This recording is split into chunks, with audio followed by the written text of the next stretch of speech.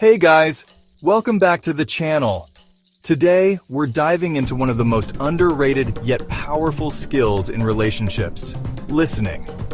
If you want to build real emotional connection and win her heart, this video is for you. Let's get into it. Chapter 1. The Weight of Presence. First up, this idea of being present. It sounds simple, don't it? Just be there. But there ain't just a geographical location. It's a state of mind, a focusing of the self. Most folks, they're ghosts in their own lives, their minds flitting from one distraction to the next. They think listening is just the absence of their own talking, a pause before they can jump back in with their own story. But that ain't presence. That's just waiting your turn. A woman, she's got an antenna for this stuff. She can feel the difference between a man who's truly with her in the moment and a man who's just physically occupying the same space while his thoughts are a million miles away. It's in your eyes, your posture, the subtle hum of your attention. That energy, it speaks louder than any words you might eventually utter. It tells her whether she's a priority or an afterthought. Chapter 2. The echo, not the hammer. Now let's talk about a common pitfall, a particularly male tendency I've observed. We hear a problem, and our instinct is to fix it, like a broken machine. She lays out a frustration, a dilemma, and we jump in with solutions, strategies, a 5-point plan. We think we're being helpful, supportive. But most of the time, that's not what she's looking for. She's not necessarily presenting you with a puzzle to be solved. More often, she's offering you a piece of her internal world, a glimpse into her emotional landscape. When you rush in with your toolbox of fixes, you inadvertently shut down that offering. You're essentially saying, okay, I've diagnosed it, here's the cure, now let's move on. It can feel dismissive, as if her feelings are an inconvenience to be quickly resolved rather than an experience to be shared and understood. Instead, try a different path. When she says, my boss is being unreasonable, lean into the emotion, not the logistics. Chapter 3. Reflecting the current. All right. So we're present, we're aiming to understand, not just to fix. The next layer in this art is learning to echo her emotions, to mirror back the feelings she's putting out there. This isn't about parroting her words, mind you. It's about capturing the emotional essence of what she's conveying and reflecting it back to her gently. It's a powerful way to make someone feel truly seen, truly understood on a level that transcends mere comprehension of facts. Imagine she shares something, her voice tight with anxiety. I was so nervous before that big presentation today, I thought I was going to forget everything. A flat, oh, well, I'm sure you did fine, doesn't quite cut it, does it? It dismisses the feeling. But if you respond with something like, yeah, I can totally imagine that. That must have felt pretty intense. Standing up there, you're connecting with the she expressed. You're validating her nervousness. This act of emotional reflection, it creates a bond. It's like saying, I see the world through your eyes for a moment, and I recognize the feeling you're experiencing.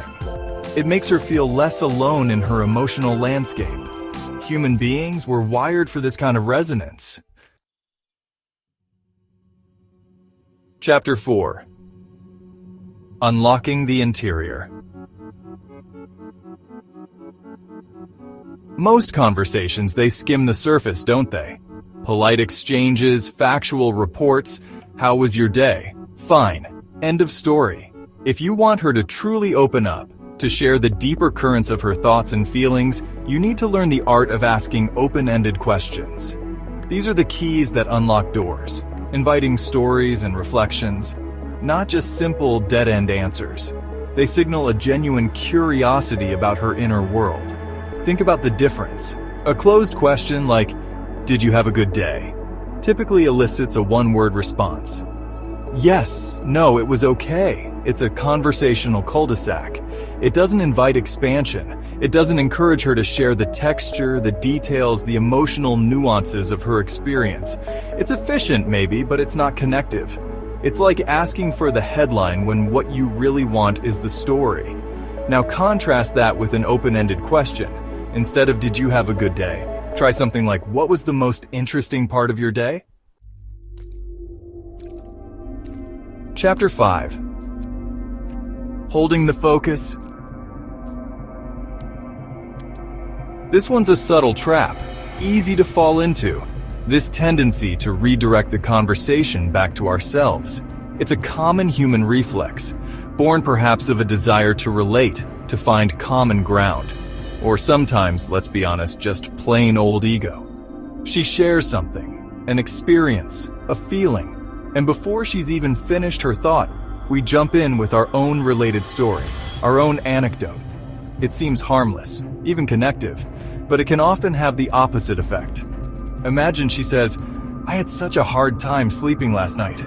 I was tossing and turning for hours." A common but less effective response might be, "Oh man, me too. My neighbor's dog was barking its head off. Drove me crazy." See what happened there? The spotlight, which was on her experience, her sleeplessness, her potential worries, immediately swiveled to you and your noisy neighbor. Her story got cut short, her feelings potentially unacknowledged. A better approach, one that truly honors her sharing, is to keep the focus on her, at least initially. When she says, "I had a hard time sleeping last night," try something like, "Oh no, that's rough. Was something on your mind, or just one of those nights?" Or, "I'm sorry to hear that. What do you think was keeping you up?" You're inviting her to elaborate, to explore her own experience further before you even consider sharing your own. It's about letting her complete her emotional arc, her narrative. Give her the space to fully express what she needs to express. Once she feels heard, once her experience has been given its due attention, then, if it feels appropriate and natural, you might share a related experience of your own. Chapter 6. The unspoken language. We've talked a lot about words, about questions, about verbal responses.